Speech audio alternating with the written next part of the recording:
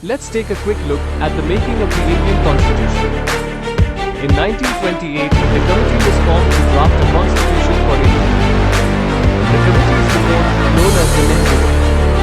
In 1934, M.N. Roy gave the idea of a Constituent Assembly for framing the Indian Constitution. So in 1935, the Indian National Congress demanded a Constituent Assembly to frame the Constitution.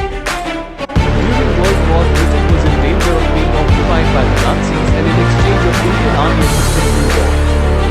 So in 1940, the demand for constitution was accepted by British government.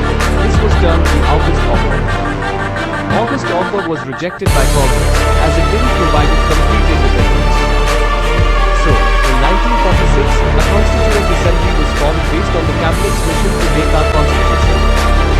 13 December 1946, Jawaharlal Nehru presented the objective resolution, the principles in making of the constitution.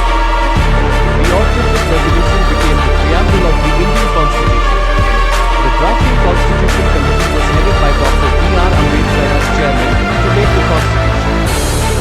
Dr. B.R. Ambedkar was a wise constitutional expert.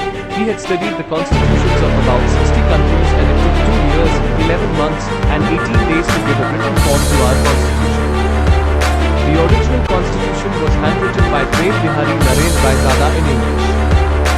Finally, the Constitution of India was adopted on the entire country on the 26th of November 1949. The Constitution of India was implemented on the entire country on the 26th of January 1950.